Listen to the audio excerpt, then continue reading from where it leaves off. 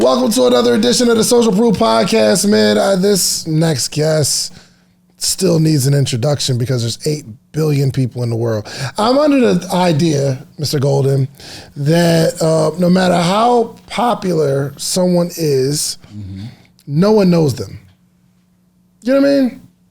So I know you're amazing. No one knows them. Not no one, but in the grand scheme of things. Virtually, they're unknown to the majority of the world. Correct. Okay. Correct. But there are some people there are people in their city that know them, and they just feel like they are like big dog. Small pond. Small pond. They're a big fish in a small pond. A big dog in a small yard. So I'm still going to introduce you as if no one knows you, even though a good percentage of my audience, in my pond, they know you. Yeah, there's a whole lot of people in the world who never heard of me, bro. It ain't that deep. Well, today we have a gentleman, man, who is one of the most profound thinkers and communicators that I've ever met in my life. And that says a lot because I met a lot. You know what it's like? Do tell. If I could have... I listened to Jim Rohn for a very, very long time, and I never got a chance to meet him. Oh, I definitely met him. Spoke on the same platform with him a couple of times. It was great. Yeah, bro. I'm old, bro. Okay-ish. Bro, no, listen, when I listened to so much of him, and I was listening to it while I was working at the Olive Garden and Cheesecake Factory and like as a security job, and when he passed away, it was an emotional moment for me because I consumed so much of his content. Yeah. And it was really, really sad. I'm like, yo, what I wouldn't give to see this person, what I wouldn't give to see Jim Rohn live on stage doing what his thing. Does. Yeah, his thing. It was fun. It was fun to watch. So when I see you, I'm like, man, I'm so glad that I've had an opportunity to see you live. I've had an opportunity to learn from you, make a lot of money from your teaching, and sit down with you and have a conversation. This is like legendary stuff. Cool. So thanks for coming. My pleasure. Thanks for having me. Absolutely, man. I literally feel like I've been doing what I do for a long time, but I feel like a large part of my online presence, discovery, whatever happened the first time I came on your podcast. Man. Like Myron who? Oh, he's not an owl. Right? Right? So yeah, that was fun. That was fun. My YouTube audience, and I didn't even have any videos on YouTube to speak of back then, right? My YouTube audience grew from like 3,000 people to 10,000 people in 1 year after coming on your podcast. Wow. Which was a lot to me. Yeah. So I mean, it's not a lot now because it's grown. It's still a lot. But how many subscribers you got now? 600 and... Golly. 607,000, something like that. Why has it grown like that? I think there are a couple of reasons. I think the stuff that I share is unique, but I think the way that I share it is also unique. And I'm sorry, not just the stuff you share, but the way you share it. The way I share it, right? And not just the stuff I share and the way I share it, they're both unique, and I'm not doing it to get something. So I literally show up on YouTube as a value-added service to the community at large. That's my objective. And so it's interesting when you show up for people show up for you. But what about the people who show up all the time and nobody's showing up for them? I think we got to get into what you share and how you share it. But that's still part of it, though. Yeah. Like people who show up all the time and nobody shows up for them. Why did nobody show up for them? Because they're showing up for people to deliver people what they want the people to have, instead of showing up for people and delivering to people what the people desire to have. There's a difference. So if I'm bringing you something that I want you to have, you might show up, you might not. But if I'm bringing you something that you've been waiting for, oh, now it's a wrap. You coming. And how do you know what people have been waiting for? How did you discover what your audience has been waiting for? Because I was my audience for a very long time, and I knew what I was waiting for.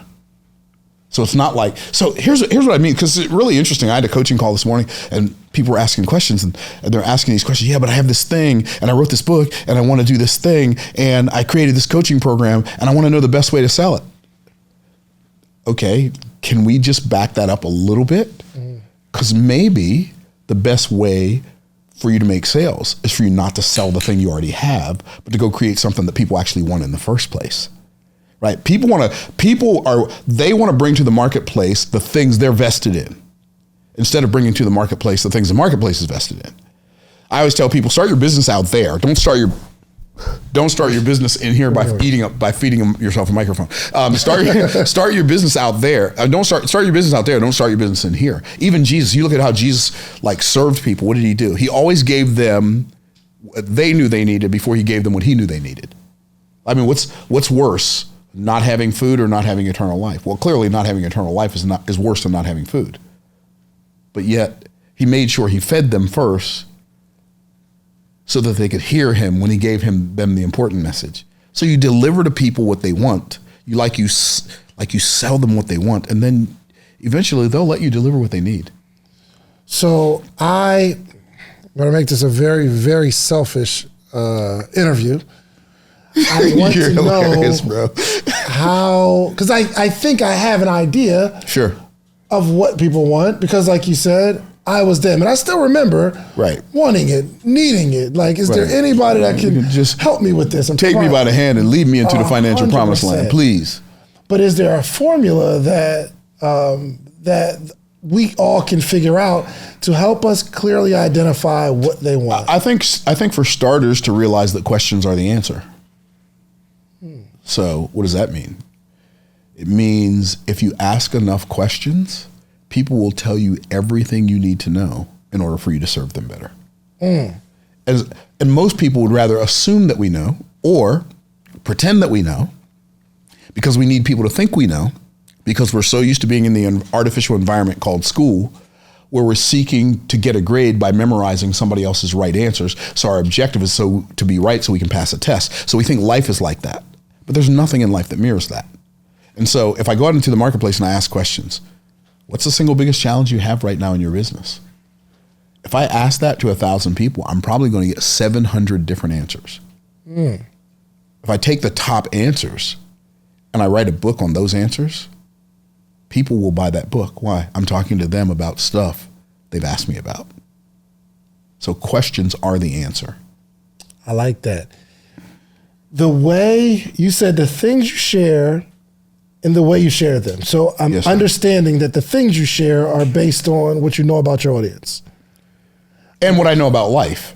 So it's like what I know about the audience. Yeah, the things that I share, the topics that I share are topics that I believe my audience would be intrigued by or interested in. But the things that I share with them are things that I understand about life. And I generally relate it to something they already are aware of, but they may not be aware of this aspect of how it applies to their life. It's like literally this morning when I did my live Bible study, I was talking about King Solomon. Before there was an internet, before there was television, radio, newspaper, any of that stuff, the scripture says he wrote 3,000 proverbs, his songs were 1,005, and he talked about the hyssop tree that springs forth out of the wall and creeping things and four-footed beast. And then it says his fame went abroad to all nations. How? How's his fame going abroad to all nations? There's no internet, there's no TV, there's no radio. People are word of mouthing him around the world. Imagine being word of mouth around the world with no social media. Okay, why? Because when Solomon wrote proverbs and songs and stories and like epigrams, etc., he did it teaching unusual lessons from usual places, uncommon wisdom found in everyday life.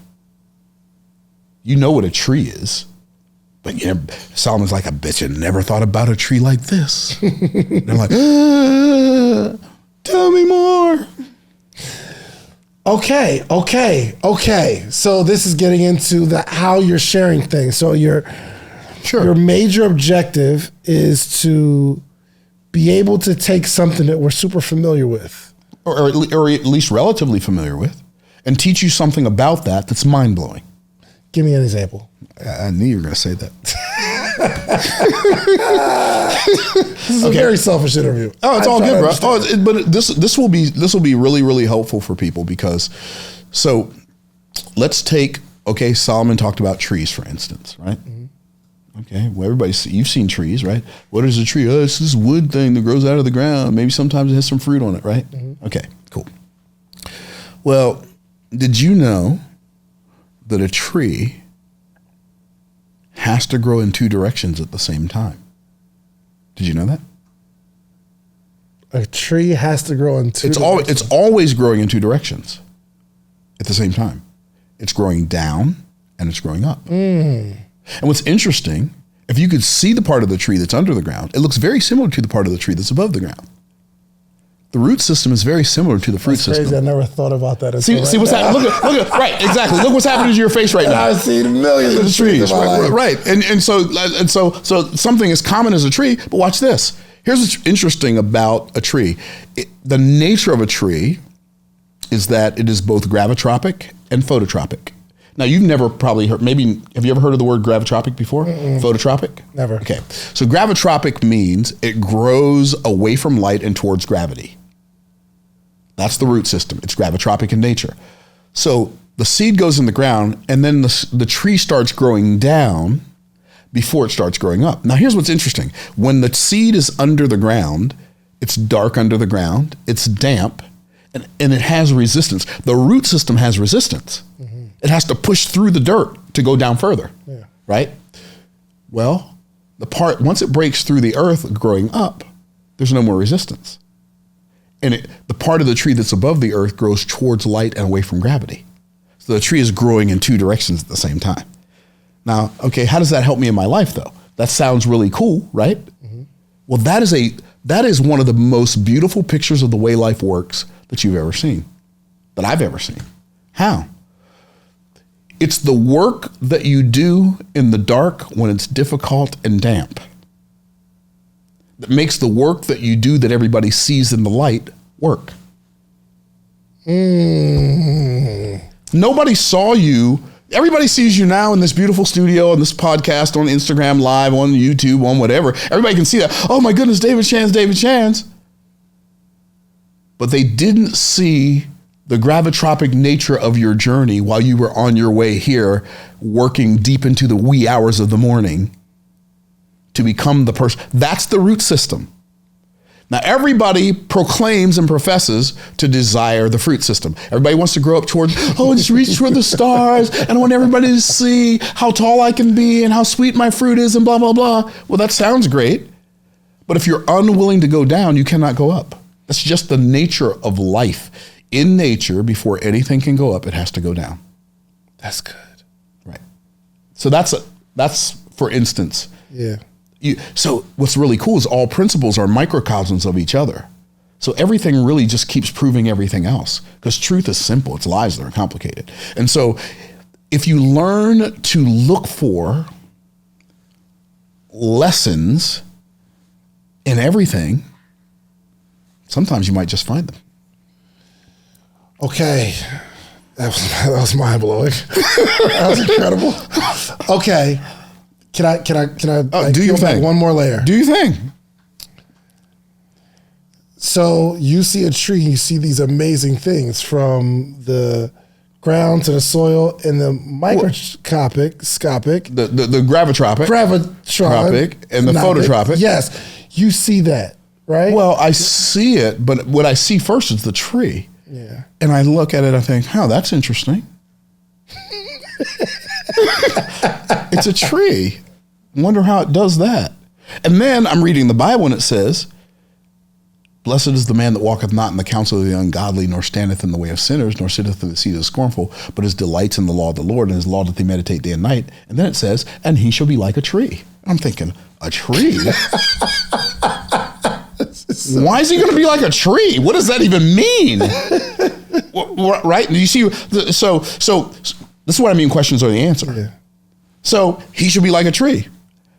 I have to ask myself, what does that mean? Why would it, okay, first of all, why are you saying he's going to be like a tree? And then now that you said that, why would anybody care to be like a tree? Mm-hmm. Don't you want, he'll be like a tree planted by the rivers of waters. What's the benefit of that? Well, a tree that's planted by the rivers of waters is pliable. So when the winds blow and the storm comes, the tree doesn't fall over. Mm-hmm. It doesn't snap. Why? Because it's by the rivers of waters. So it's pliable like a tree, but it's planted like a tree. planted by the rivers of waters, that bringeth forth his fruit in a season. It's productive like a tree. But it brings forth his fruit in a season. It's predictable like a tree. His leaf also shall not wither. So it's pretty like a tree and protective like a tree. And whatsoever he doeth shall prosper. Oh, it's prosperous like a tree. Now that's, to me, just the result of asking a bunch of questions when I read it instead of saying, well, that was nice. That's good. I didn't even get to ask my question. I'm peeling back the layer. Peel it back. Well, no, I mean, you answered it already. It's like, how do you see a tree and get curious about that? And no, that's not the question though. How do you see a tree and not be quite curious about it? How do you see a tree and not be curious about it? There's a bunch of ways to see a tree and not be curious about the tree. Really? 100%. I think the question is though, can curiosity be taught? Can you teach someone to be curious? I don't think you have to teach people to be curious. I think the culture hypnotic societal mechanism teaches people not to be curious. I think everybody's naturally curious. People are like, when you're born, look at little babies and all the stuff they attempt to do and you have to stop them. Why? They're curious. We squelch curiosity. We don't have to create it. We do have to cultivate it. We do have to encourage it. Can it be taught? I think teaching people not to be afraid of their curiosity and not to feel stupid because they have curiosity. A lot of people feel like if I'm curious, that means I'm dumb because I don't know. And school teaches you that knowing the answers makes you smart. Well, to me, asking the questions makes you smart, not knowing the answers. I agree with that wholeheartedly. I do agree with that. So I think even as this conversation is like, I'm starting to run through my mind, which I am a curious person, but. Oh, I know. You've asked me a bunch of questions in my life. Right, yeah, for sure. You curious, all right. I don't think I'm nearly as curious. So I'm curious about like people, right? Me too.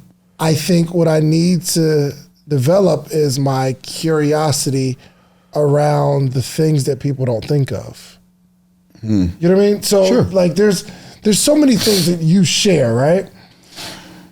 And after you're done sharing them, I'm like, yeah, that makes sense. I would have shared it the way you shared it, but I'm like, now that is a concept right there. I want you to talk about this if you can. Okay. If you will. You went through these 4 layers of value, and I was actually, honestly, this is a couple months ago, I was thinking, did Myron create that? No, I discovered it. It's in the Bible. Bro, no, I discovered it. No. It's in Genesis. Okay. It's in Genesis chapter 1 and 2. It doesn't say that the level of value, bro. Don't. All right. It doesn't say that, bro. You don't. That might. Okay, I'm just telling you. Let me not say it. It's in there because I don't. It's in there. That's where I found it. I didn't create it. I just discovered it. You put it in that format though. These layers, and you named levels. The 4 levels of value. 4 levels of value. I named it the 4 levels of value, but I didn't. But I was just observing what was there. Yo, what's up, Social Proof family? So I know you're watching a dope episode, and we'll get right back into it. But in the next 2 minutes, I want to teach you the #1 mistake that's probably costing you over $10,000 in taxes. And then I'm going to teach you how to fix it. And at the end, I have a free gift for you. So let's get right into it. So the #1 mistake that most people make, especially business owners, is they have the wrong entity set up. Like, guys, LLCs do not help you save on taxes. So let me give you what I call my entity timeline so you can know when to have the best entity for you and how to save the most money on taxes, okay? So step 1, before you have the business, I do want you to set up your LLC, but not for tax savings, for asset protection. So you can go to a free website like llcuniversity.com. It's gonna teach you how to set up your LLC 100% free. Now, you're gonna stay at LLC until your business makes over $40,000 in net income for the year. Once your business makes over $40,000 net income for the year, it's time for you to upgrade that LLC to a S corporation. S corporations actually help you save on taxes. How much so? Well, let's put it like this. If you had an LLC making $100,000 and I had an S Corp making $100,000, you would pay over $10,000 more in taxes than I would because I have the proper entity. So once you make over $40,000 in net income, it's time for you to upgrade that LLC to an S Corp. And then you're gonna stay an S Corp until you start making over $3 million in profit. And then it might make sense to upgrade to a C Corp. But that's it, guys. LLC, where you start the business, S Corp, where you make it over 40K, C Corp, after $3 million in profit. If you want a free guide on this, I'm gonna give you my tax-free ebook, 100% free, and I'm gonna be teaching a class breaking the ebook down for you. All this 100% free, but it's only for my social proof family. So all you have to do is text the word proof to 312-847-2309. That's proof to 312-847-2309. Now let's get back to the episode. I was just observing what was there and asking questions. I know this sounds so super oversimplified. I don't mean it to sound that way. It's not, it's simple to you because it's simple to you. It's how my brain works. It's just how my brain works. Like, I wonder what this means. I wonder what that means. I wonder what this means. I wonder how that works. Well, I wonder if I take this apart, will I be able to put it back together? If I put it back together, will it still work? That's who I was growing up my whole life. Yeah. I told people, my mom was a beautician, and so she used to have these styrofoam mannequin heads. Mm-hmm. You know what I'm talking about? They put wigs on in beauty shops. So we used to get walkie-talkies and stuff. So I took a walkie-talkie apart, and I took like a kitchen knife, and I cut the bottom part of this styrofoam head out, and I put the speaker from the walkie-talkie in where the mouth would be, and then I cut a hole in the top, put the walkie-talkie down in there, and then I put the thing back on it so I can make the walkie-talkie talk. So I can make the mannequin head talk. I was because I was wondering, hey, this seems like it would be fun. I wonder how this would work. I don't know.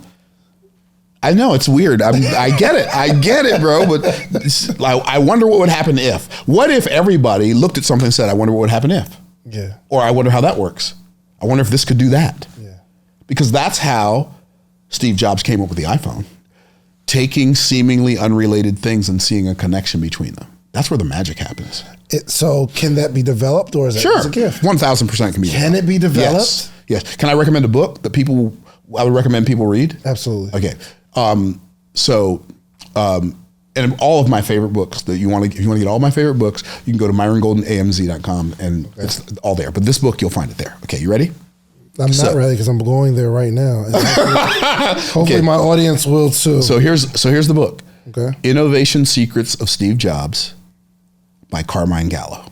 Hold on. I'm sorry. The Innovation Secrets of Steve Jobs. The Innovation Secrets of Steve Jobs by Carmine Gallo. And it's a book that Carmine Gallo wrote about why Steve Jobs was able to create so many things that revolutionized so many different industries in his lifetime, even though he only lived to be 56 years old. Mm. And Steve Jobs would see the connection between seemingly unrelated things. And I was like, oh, that reminds me of me. I read the book. I was like, oh, that's what I do. Just seems like just how life is. But no, clearly not. So, but that's how you are. But that's how I am. It's how my brain works. But the question is, can it be taught? Can it be taught?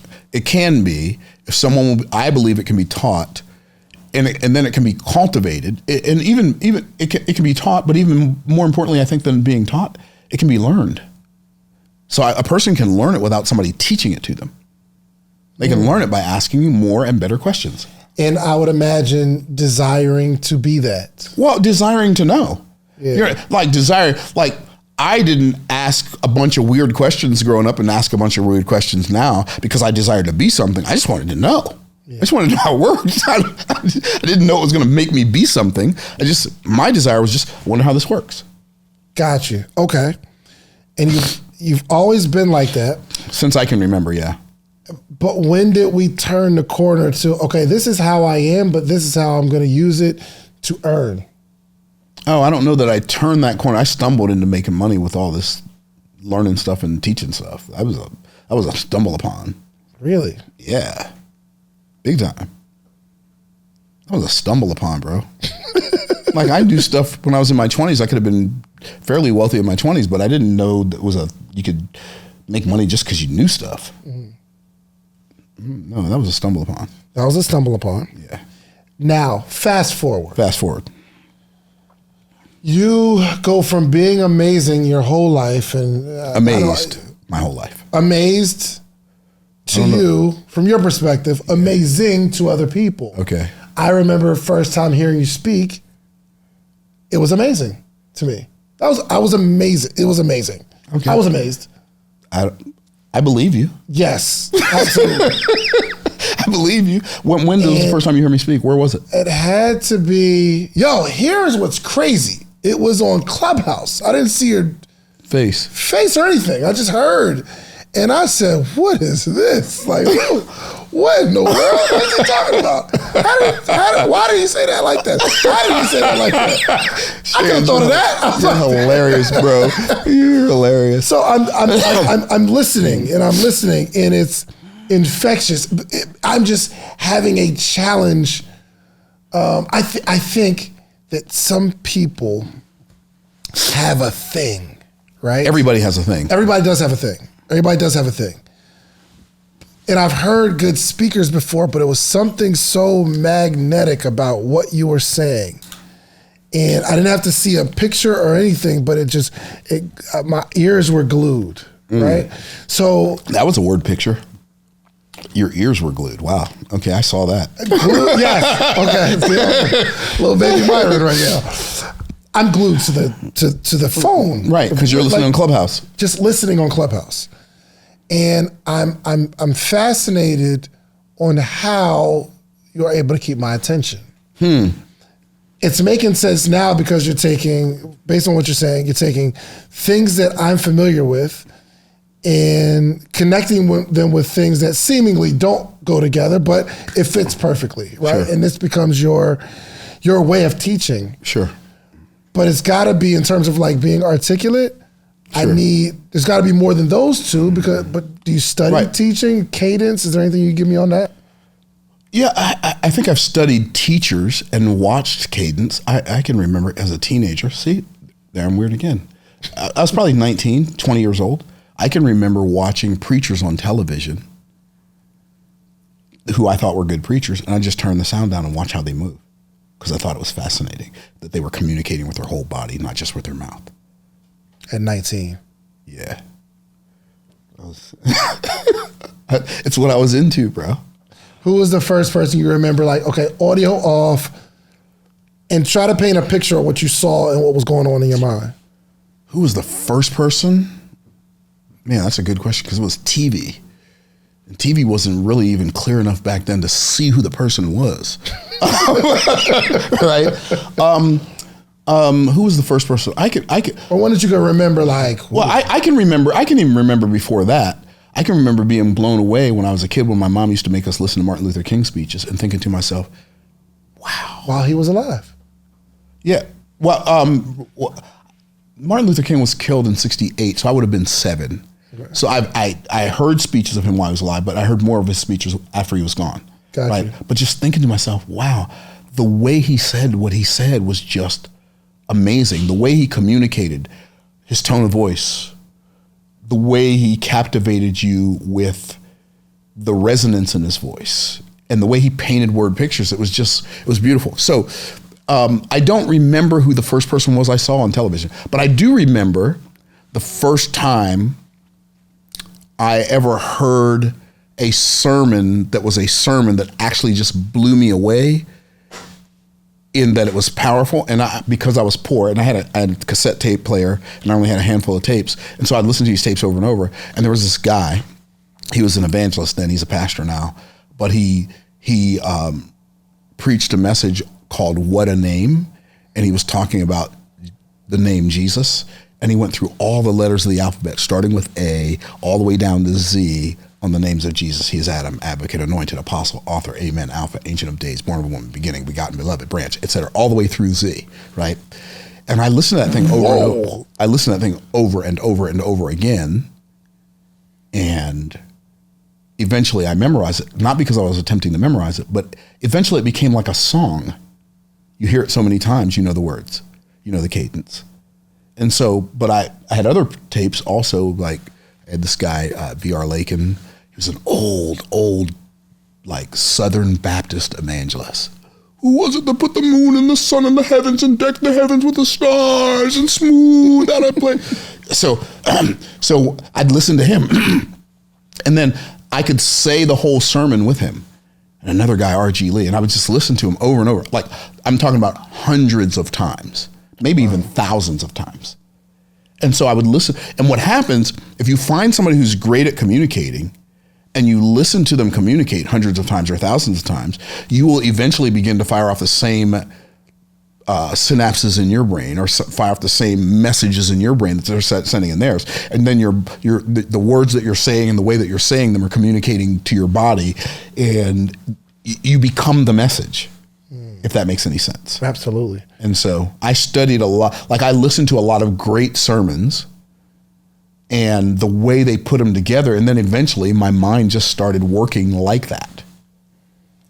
Okay. We are, man. We're working through it. Yeah. And so interestingly enough, so I've got a friend, Kenny Grant. He was the pastor of a church in Brunswick, Georgia called Maranatha Baptist Church. So he left and was pastoring in Savannah, Georgia. Well, I went through Brunswick and spoke there as an evangelist, and they asked me to come be their pastor. Mm-hmm. And so I moved to Brunswick, Georgia with my family. I was the pastor of this church, and I preached Sunday morning, Sunday night, Wednesday night, teaching through the Bible, just doing my thing. So I see Kenny one day at this other church. I'm like, Kenny, because he's like, you want to hear a great speaker? This dude is on a level. What's his name? Kenny Grant. Kenny Grant. Okay. So he's on a level. So I'm like, okay, Kenny. I said, bro, when you're preaching, it's just different than anybody else I've ever heard. How do you do that thing you do where you just make everything, it all sounds like a song. It looks like you're just eating a good sandwich and everybody's watching you enjoy it. Like, how do you do that? And he said to me, I was so mad. He said, oh man, I don't know. My mind just run that way. Yeah, man, I don't know, man. You know, well, all the preachers I read after, they mind run that way, and my mind just runs that way. Now I'm mad because I thought, he don't want to tell me. He don't want to tell. He's got like this secret sauce for communicating, and he doesn't want to tell me what it is. All right. I said, okay, so who are these preachers you read after? And he gave me some people's names. So one of them, I got a book by this guy, and he was an older preacher. I think he's probably dead now. But he wrote like commentary sermons through books of the Bible. Okay, cool. So I got this book. So I'm in New York City, and all of this really contributed greatly to my communication style. Like all of this story I'm telling you right now. We are unpacking some stuff right now. This is good. So I'm in New York City. I'm in the Bronx. I'm in Brooklyn. I'm speaking at my friend Vinny Sawyer's church. And I'm like, hey, Vinny, I got this book. And Vinny's one of the best Bible teachers I've ever heard. I got this book that my friend Kenny Grant recommended to me. It's got these sermon outlines.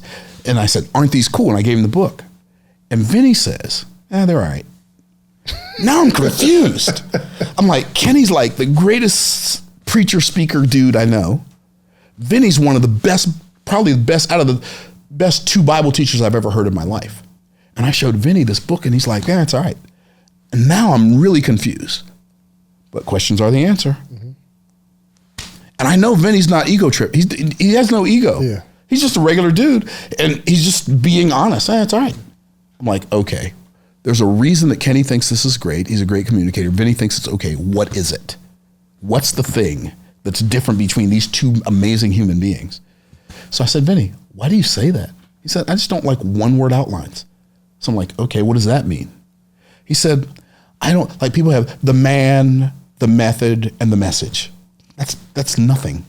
Mm-hmm. Like, he said, I believe that every point in your outline should be a complete thought. Ooh, that's so good. So I learned alliteration from John Phillips, Adrian Rogers, all these older preachers, but I learned how to turn that alliteration into a complete thought from Vinny Sawyer. And so now I've got this combination of these two secret sauces, and you put them together and it becomes this thing that nobody's ever seen before. Man. Isn't that crazy? All because you asked the question. Yeah, like why? Like What do you mean? Like, how do you do that thing you do? Well, yeah, my mind just run that way. Okay, cool. Who you reading after, bro? Since you don't want to tell me. And I told Kenny that later. Who got some minds that run that way? Yeah, exactly. So I told him later, when you told me that, I was so mad at you. I thought you didn't want to tell me. He started laughing. He thought that was the funniest thing he ever heard. He said, Myron, I'm going to tell you something. He said, man, I just do what I do, man. I don't sit down and figure out why it works. He said, you sit down, man. You're like, why does this work? Why does that work, man? He said, I don't know. I ain't curious like you, bro. I just do the thing. Man, this is so good because I think that people think that they can become something overnight. And you're telling these stories from when you were a child, putting a walkie-talkie on a mannequin to being 19 years old, to talking to a guy named Vinny in New York from a Baptist preacher in the South, and it just becomes like baking a cake. Exactly. It's all these different ingredients. Yes. Over time. And I think people don't appreciate the ingredients. Right. Or the time. Or the time that it takes. That part. To become the person who can do the thing. Man, so you've been paying attention since you were a child. Oh. If you don't pay attention, you're going to pay for not paying attention. I like that. So this is, and I want to get into kind of the offers because you are known for the offers, but before you do that, because you asked me about the 4 levels of value. Yeah. So no. Okay, Hold on. Okay. I got you. Trust me. Because you ain't gonna leave these folks hanging. I got y'all. I'm not skipping over that. Okay. All right, we good. I'm catching our audience. I didn't mean to come at you like that in your own studio, Shan. So I'm gonna pump the brakes, bro. I'm catching our audience up so they don't think this is a communications. This whole thing is on communications, which we'll be communicating. But I want to get to offers, but I think people can have an amazing offer. Yes. Based on what I've learned from you. But if you aren't able to articulate it or communicate it in a way. Sure. And you're intentional that makes it appealing. About your communication. That makes it appealing to them. Absolutely. That uncovers what they value in that offer. Yeah. They ain't buying it. Can I tell you, this is a safe space, right? I'm a hater a little bit. You're a hater? Yeah. Okay, who you hate? On one of my best friends. Huh? On one of my best friends. Okay. Which one? Her name is Donnie. Oh, Donnie Wiggins. Yeah. What's up, Donnie? A little bit. Okay. So we put out a bunch of clips on YouTube and Facebook and all that kind of stuff. Mm-hmm. And the clips from our interviews, hers always gets more traction. And it's not because she's more attractive. Might have a little something to do with it, but it's not. It's not. That's a little bit to do with it. So I'm like, why does her clips get better traction than mine? Right? Okay. So I start looking at the interviews. When Donnie speaks, it just comes out. Right? It's not like she has to think about it. It just comes out and flows.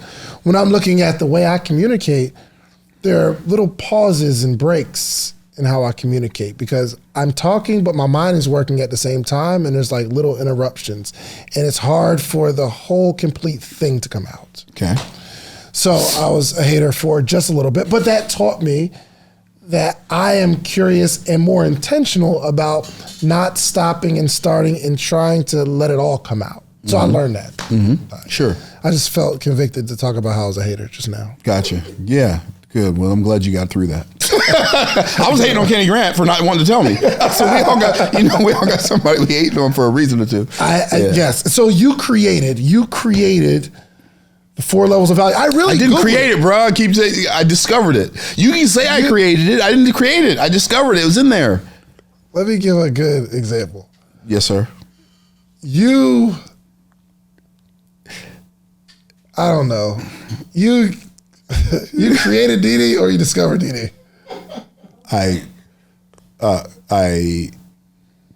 You discovered her. Procreated. Yes, because she was something inside of someone. Yeah. And then when you had to add something to it, and here we have DD. Okay, but that's not the same thing. That's not the same thing. Okay. No, it's not. It's like if I go along, I'm walking down the road and there's a rock on the road and I pick the rock up. I discovered the rock. I didn't create the rock. Right. The rock already existed. Right. Okay.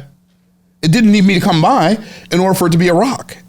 It was a rock whether I found it or not. For sure. But the 4 levels of value are the 4 levels of value, whether I found them or not. Did you name them? I named it the 4 levels of value. Okay. I was Googling it because I wanted to Well, you gave... I was really Googling it. Sure. But I couldn't find anyone that said it before you. I was like, oh, wow. Well, maybe nobody ever said it before me. I don't know that nobody ever said it, but there have been a lot of people alive, like billions who've gone on before us. I don't know that none of them ever said it. I don't know that nobody ever saw it. It's there, so it would not shock me if somebody else saw it. That is a very humble way of approaching this. So let's go to the 4 levels of value. Transparent, bro. I think that is probably one of the most marvelous pieces of thought you've ever put together. There's a lot of things you can do with $500. I mean, you can have a night out with your significant other. You could buy some really expensive shoes. Well, really nice shoes are about double $500. You could buy a course where you can learn something for $500. But I have something better for you to do with the $500. I want to meet with you every single morning for the rest of your life. Well, maybe not the rest of your life, but every morning, Monday through Friday, for the rest of the year. I have information and game that have allowed me to build a successful business, a successful community, and a successful life all the way around. But I want to share that with you. But the only way we can accomplish this is not me selling you a course, not me giving you a one-on-one consultation, because even with that, you'll get the information, but you'll need more. I want to meet with you every single morning. Now, would I meet with someone every morning for $500 for a year? And the answer is yes. Actually, we've been doing this thing since 2017. We have what's called the morning meetup.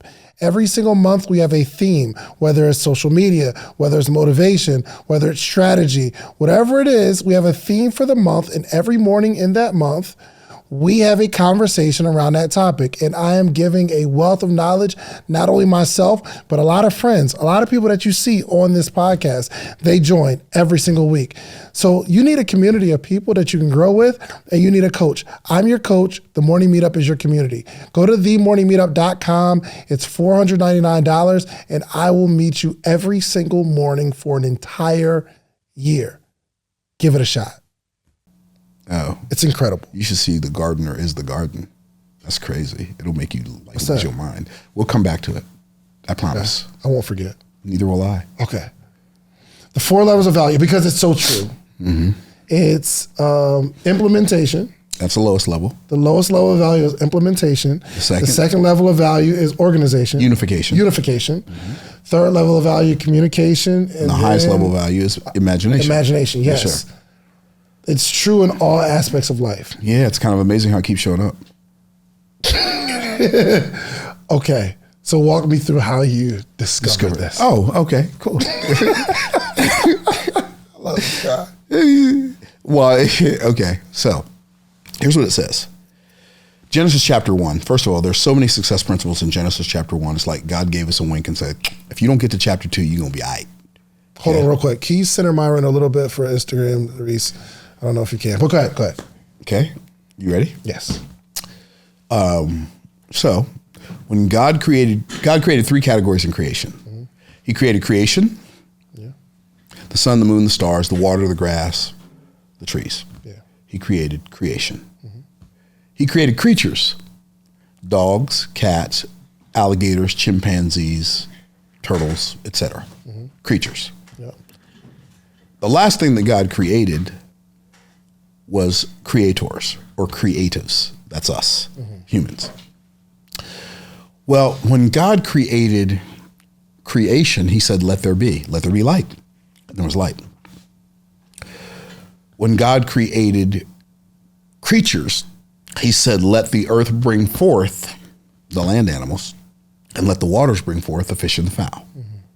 When God created man, he didn't say, let there be man, and he didn't say, let the earth bring forth man, and he didn't say, let the waters bring forth man. What did he say? I created. Let us make man in our image, after our likeness, and let them have dominion over the fish of the sea, the fowl of the air, and over every living thing that moveth upon the earth. Okay, so when God created man, he said, let us make man in our image. What does that tell us? It tells us that the image had to exist before he could say that, because if it didn't, he wouldn't be able to say it. Mm-hmm. So the highest level of existence is the image of God. Imagination is the highest level of value. Then God said, let us make man in our image. That's communication. You tracking? 100%. But he didn't say, let me make man in my image. He said, let us make man in our image. That's unification. That's all happened in Genesis chapter 1.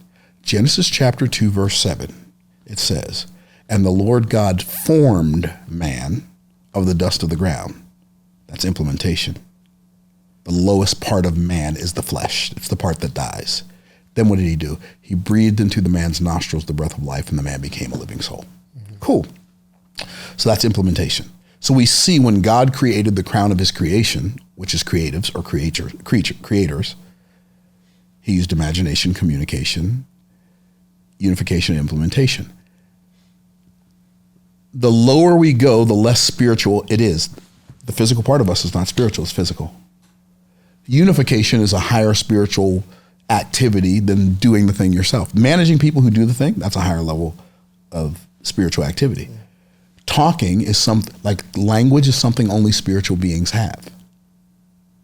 And then imagination is another thing that only spiritual beings have. So those, now, okay, that's all well and good. So that's where I got that from. Well, that's where it started, but it didn't end there. Right. I'm reading Genesis chapter 11. And it says, the children, the whole earth was of one language and one speech. And this they began to do. They said, let us build a tower, a city and a tower whose top can reach heaven. There's no cranes, there's no helicopters, there's no hydraulics. You're going to build a tower whose top can reach heaven. Like, what chucklehead came up with that idea? Like, who thought that would work? Right? Who thought, like, how you gonna build a tower? You don't have any hydraulics. You don't have any cranes. You don't have any helicopters. How you gonna get stuff up to the top, bro? Everything about it's nonsensical. But here's what it says: and the Lord came down to see the city and the tower which the sons of men builded. And he said, because this people is one, that's unification. They all have one language. That's communication. This they begin to do, that's implementation. Now nothing will be refrained from them which they've imagined. That's imagination, to do. So they're doing something that, first of all, it's wrong, because what they're doing is they're saying, we want to build a tower, and a city and a tower whose top can reach heaven, because if God sends another flood, we want to be safe from that flood. So we want to disregard what God says, do our own thing, and then escape judgment. That's number one. And number two, it's just a bad idea. But God says, because they have communication, they have imagination, communication, unification, imagination, and implementation, nothing will be refrained from them which they've imagined to do. Wait, what? And then I started thinking, wait a minute. Everybody has to work in one of those four areas. Yeah. And what's crazy is, like, none of us got together and decided this. Well, if somebody is using their body, their muscles over time to make money, we're just not going to pay them that much. Implementation. You're going to make somewhere between minimum wage and $80,000 a year.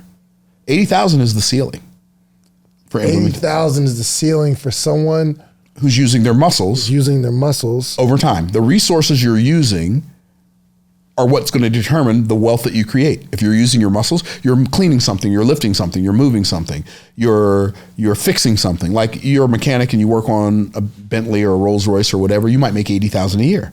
You make tacos at Taco Bell, you're going to be making a minimum wage, whatever.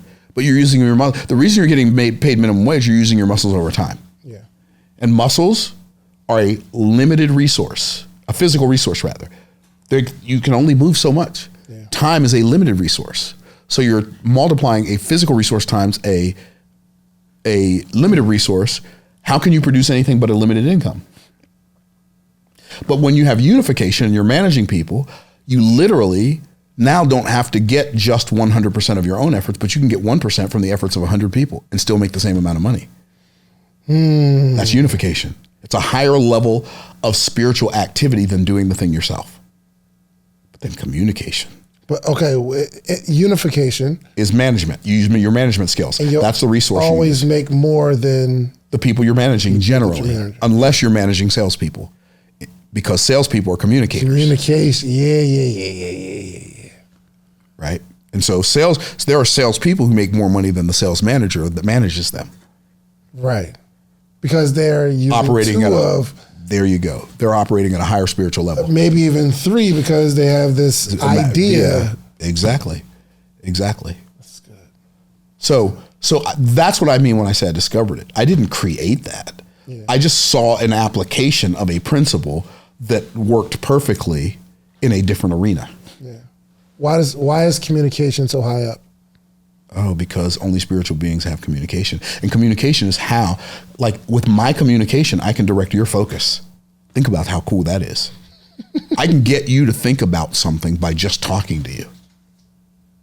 Wait, what? Like you can be like really sad and depressed. I can have a conversation with you about something that makes you happy, and you can forget that you're sad and depressed. That's true. You can be pitiful, poor, broke as a joke, ready to choke. Somebody who knows how to make money can have a conversation with you, show you one little tweak, you go do it, and you can become a millionaire. So communication, like really valuable communication is the transference of truth that gives us the ability to focus on the way things are, that causes us to feel really good about it so that we can function at a higher level. We get a focus in our head, a feeling in our heart, and a function in our hand that causes us to produce a better and higher result. It's just, so that's why communication unifies. That's why you have people, that's why somebody like Martin Luther King could change the minds of people who were born into a culture that was bigoted and hated black people for no reason other than the color of their skin. And his words changed them. That's why musicians and comedians, they can change how people feel about things because they're communicators. This is good. And then the highest level of value is imagination. The resource you use on that. So you use your mouth on the communication level and you use your mind, but on the highest level, you use your mind and you use your money to make money. What is there's no, and I'm trying to figure out the implementation side for someone. Okay. A doctor implements. He does. But he doesn't just implement. He has to go to school for 22 years to learn how to use his imagination to know what to implement. That was good. I tried, y'all. It still works. Swing and a miss. No. All right. And I understand that. Do me a favor, you all, throw it in the chat. What level of implementation or what level of value are you working at? Predominantly spend your time. Exactly. And you know what? There are these people, though. Let's talk about this group who spend a lot of time in imagination, but don't have the other 3. Right. You got to have all of them. And see, what's really cool is the people who operate at the highest levels of imagination, they're generally, not always, but oftentimes they're really good communicators. Not always. But almost all the time, they have people under them who are unified, who are communicators, unifiers, and implementers. They come up with the idea. Steve Jobs didn't invent the Apple computer. Steve Wozniak did that. Yeah. But Jobs knew what it was. Before it was what it was. Yeah. Dang, I tried to be deep, and then you out-deeped me. Because you said he knew what it was. I was like, before it was. He said before you was. Okay. All right. I'm trying to operate on this third level of value. Okay, you mentioned something about the green. You're hilarious, bro. The green house. Green. The gardener who is the garden? The gardener. Who is the garden? Who is the garden? Are you sure you want to go there? Can you handle it? So this is the thing. Well, let me ask you, out of curiosity, you think I can handle it? Yeah, sure. You're David Chance. Okay, let's do it. Okay. All right, guys. If you can't, just let me know you can't. But okay, let's go. Okay. So what's interesting is people talk about the economic pie. Get a bigger piece of the economic pie, smaller piece of the economic pie. Well, the economic pie is a farce. It's like not a real concept. It's something some economist made up because he couldn't think of anything else, or maybe he needed some attention, right? The economy is not represented well by a pie because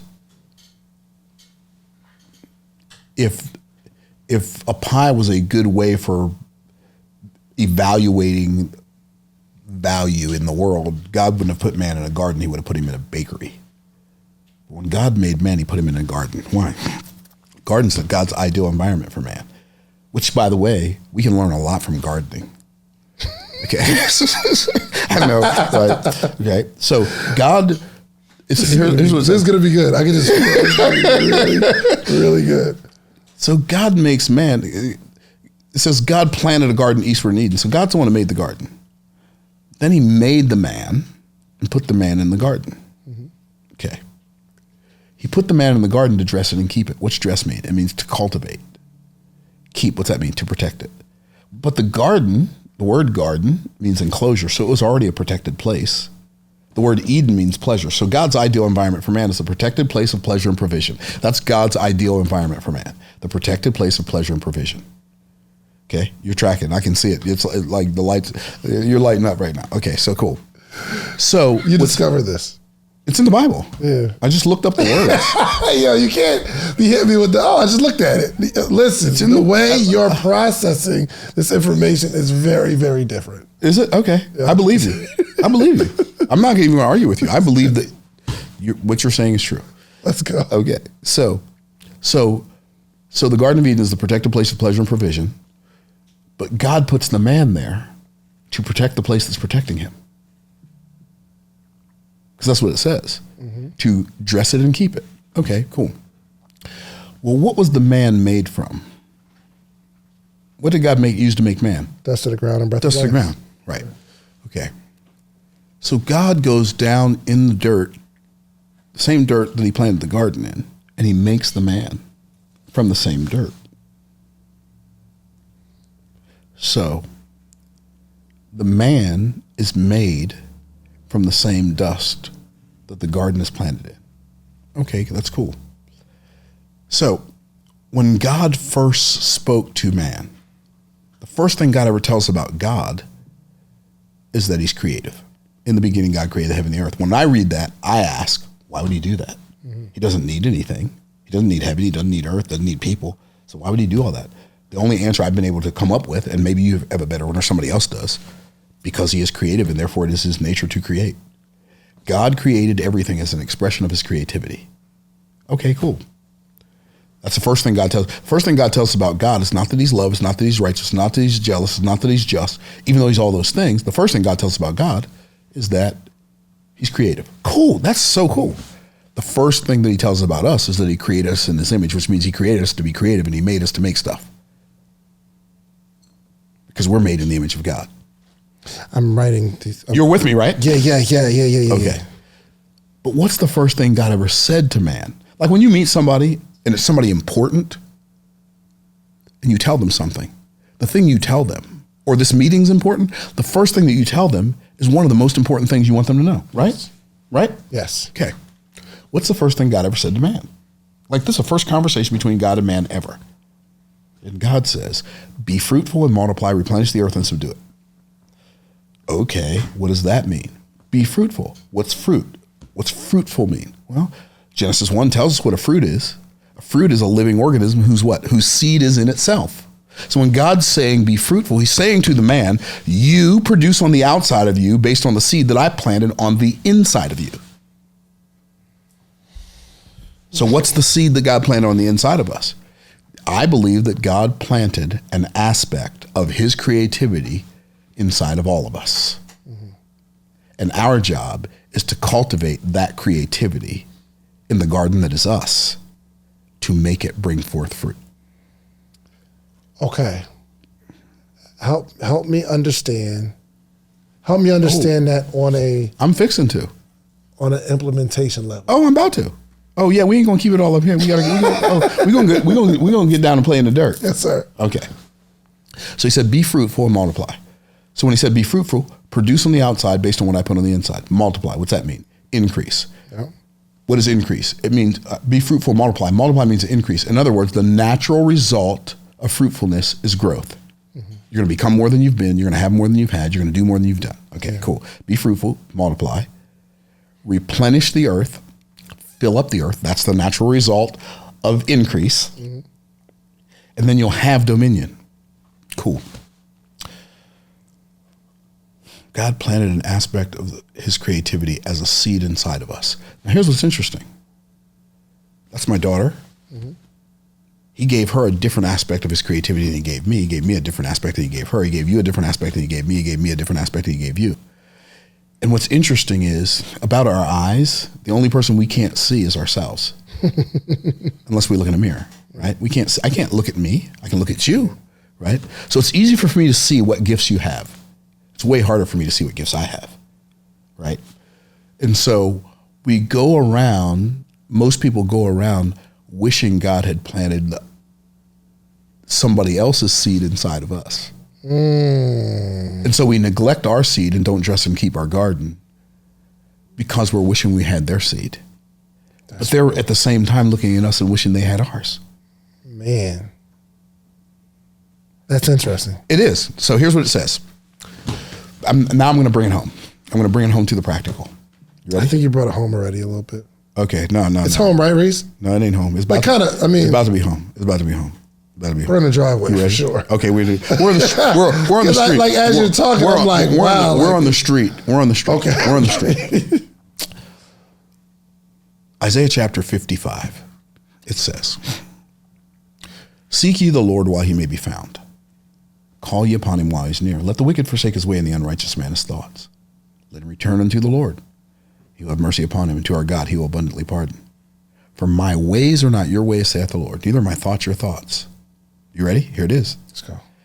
"As the rain cometh down, and the snow from heaven, and watereth the earth, and maketh it bring forth and bud." The rain and the snow come from heaven and water the earth and make the earth bring forth and bud. Why? That it may give bread to the eater, that's consumption to the consumer, and seed to the sower, that's production to the producer. You ready? "So shall my word be that goeth forth out of my mouth. And it," what? "My word shall prosper in the thing." It will not return unto me void, but it will prosper in the thing whereunto I sent it. So I'm going to tell you the real secret sauce behind everything Myron Golden. You ready? Talk to me. Since I was 17 years old, I have watered the soil that is me and saturated it with the truth of the Word of God. And that word makes my life productive so that it may give bread to the eater, consumption to the consumer, and seed to the sower, production to the producer. We're home. We're home. First off, I just want to get y'all. That was the biggest mistake I ever made as a parent, in my opinion, was letting my children go to public school. The second biggest mistake was letting them go to a school at all. Can I share with your listeners what I perceive to be the biggest difference between like rich people and the poor and middle class? Don't share them. Don't share with them. Just tell me. If you like the video that you just watched, click this one. You're going to like this one, maybe even more. Click it right now.